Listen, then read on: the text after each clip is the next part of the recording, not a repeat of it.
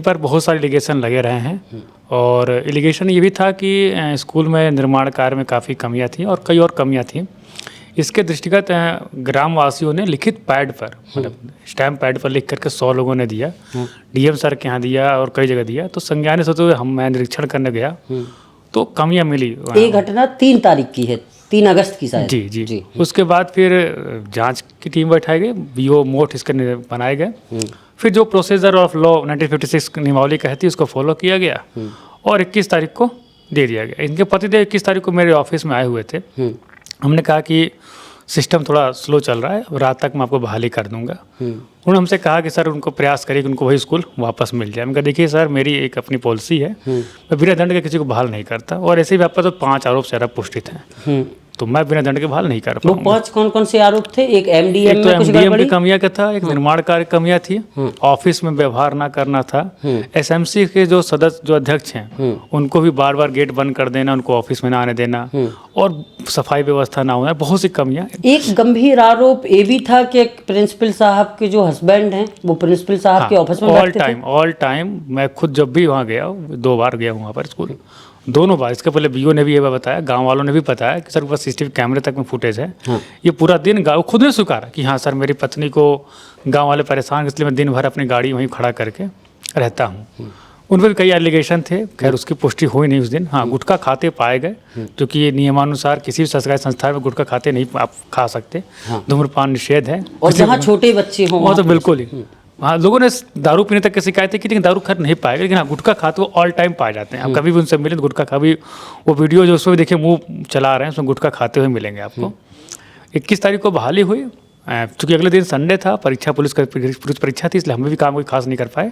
23 तारीख को आते हैं उसको ईमेल कर दिया गया, बाबू को सम्मानित करा दिया गया। 24 को मैंने खुद पर्सनली, क्योंकि ये नियम तो नहीं होता है, लेकिन हमने अपने ग्रुपों में जो हमारा एक पर्सनल ग्रुप बनाया भी उसमें व्हाट्सअप कर दिया और दोपहर तक सबको पता चल गया था कि आपके क्या हो क्या नहीं। फिर ये कृत्य होना समझ से परे है। अगर आपकी 21 को बहाली हो गई है, 22-23 को ईमेल हो गया है, तो क्यों किया गया ये जागृति पाठक इसी से बता पाएंगी। और उसमें फिर विभाग को कटघरे में लाना मेरे समझ से परे है। क्योंकि ये पहली घटना नहीं है, आप नहीं थे शायद तब, या आपने ज्वाइनिंग की ही थी, उसके 1 हफ्ते पहले सेम ऐसी ही घटना बीएसए ऑफिस से निकल के सामने आई थी। हाँ, सुरेश सिंह जो हमारे स्टेनो थे, वहाँ भी यही प्रकरण था, वहाँ भी सेम प्रकरण था। बहाली मतलब जो एक दिन के वेतन के लिए उन पर आरोप लगाए गए थे। लेटर वो दे चुके थे और मतलब होता क्या, इसलिए मैं बार बार अपने ऑफिस में मना करता हूँ, कभी भी आप किसी व्यक्ति को भौतिक रूप से डॉक्यूमेंट मत दीजिए। हम ईमेल कर देंगे, आपको व्हाट्सएप कर देंगे, व्हाट्सएप से ले लीजिएगा। वहाँ भी सुरेश सिंह यही गलती किए थे, कागज़ पहुँचाने जा रहे थे, चूँकि वो व्यक्ति हो सकता है उस व्यक्ति का कोई खास रहा होगा, तो होता है ना खास, मान लिया अगर आप ही हमारे पास आएंगे, नहीं साहब आप बाद में मेल कर हमको व्हाट्सअप करा दीजिए या हमको हाथों हाथ दे दीजिए, तो कागज़ देने गए, उसी में फिर वो आपको सबको संज्ञानित उसमें बताना क्या है। तो कुछ यही हाल यहाँ भी था। जागृति पाठक और सोनकिया के संबंध पारिवारिक हैं, कितने दूर के कितने पास के मुझे नहीं संज्ञानित है, लेकिन कुछ तो हैं, नज़दीक हैं दोनों लोग। तो हो सकता हो उसको आधार बनाकर देने चले गए हो, चूँकि कहते ना 23 को लेटर डिस्पैच हो चुका है, तो हो सकता है संबंध काफ़ी नज़दीक हो, क्योंकि मेरी बात सुना कि इस मूल्य कभी हुई नहीं है। हाँ, ऑफिस आते थे दोनों, आप किसी भी मेरे फिर फुटेज निकाल सकते हैं, आते थे घर, ऑफिस में भी वो एक कुर्सी पर बैठा करते थे। तो कुर्सी पर एक साथ बैठने की वजह से हम और आप बैठे हैं, तो इसका मतलब कुछ नज़दीकें तो रही होंगी। लेकिन मैं फिर से कहूँ, चूँकि मैं सुन के समान कभी बात नहीं किया, भाई मेरा काम अलग था, चूँकि उनका पटल भी वो नहीं था, वो पटल स्टेनो का होता है। तो वही अगर आप वही मान लिया ऑफिस इतना बड़ा है, इतने लोग स्टाफ के हैं, कौन आ रहा है कहाँ आ रहा है, इतना किसको ध्यान रखेगा।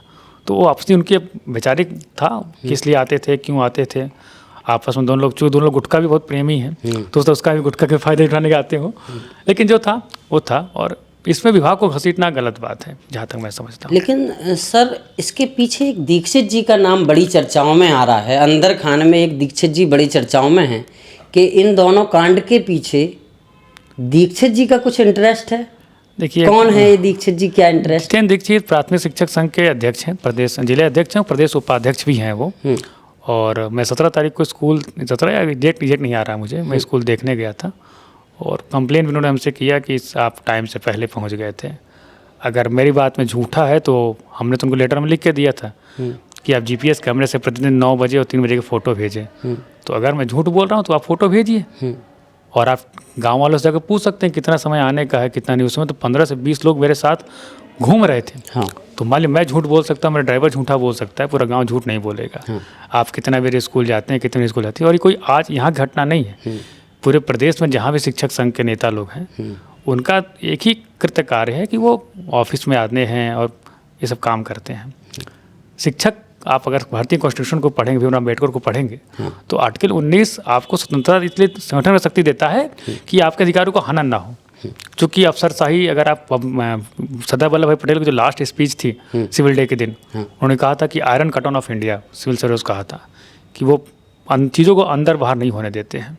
तो इसलिए ये संगठन की बात की गई थी कि आप संगठन बनाएंगे, संगठन में रहेंगे तो चीज़ें आपकी आवाज़ों को दबाए नहीं जाएगा। आज वही आवाज़ कितनी दबा रही, कितनी नहीं दबा रही हैं।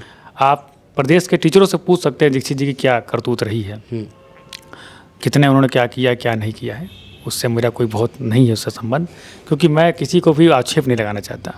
मैं एक युवा आदमी हूँ और मेरा एक, चूँकि मैं उस परिवार से आता हूँ जो मैंने खुद सरकारी स्कूल में पढ़ाई की है। कक्षा 1 और प्राइमरी मैंने सरकारी स्कूल से पढ़ा है जी। और मेरे पिताजी भी टीचर रहे हैं, टीचर प्लस पत्रकार दोनों रहे हैं। तो मैं, अरे ये तो बड़ा अच्छा। तो मैं चाहता हूँ कि हर बच्चा जो भी हमारे सरकारी स्कूलों में, अभी भी हमारे स्कूल में कम से कम पूरे प्रदेश में 1.5 करोड़ बच्चे सरकारी सेवा से जुड़े हुए हैं। डीबीटी और सब कुछ हम देते हैं। तो उन बच्चों को गुणवत्तापूर्ण शिक्षा देने के बाद जो माननीय योगीनाथ कह रहे हैं, योगी जी हमारे कह रहे हैं, वो धरातल पर लाई जाए।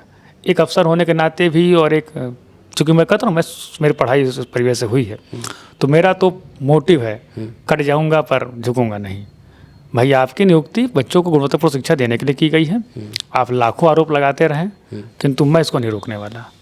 आप टाइम से स्कूल जाएंगे, बच्चों को गुणवत्तापूर्ण शिक्षा देंगे। आज BSA बन करके आपके बीच बैठा हुआ हूँ, कल हो सकता है वरिष्ठ प्रवक्ता बन किसी डाइट में रहूँगा, तो वहाँ पर मैं ट्रेनिंग को अच्छे से मोटिवेट करूँगा।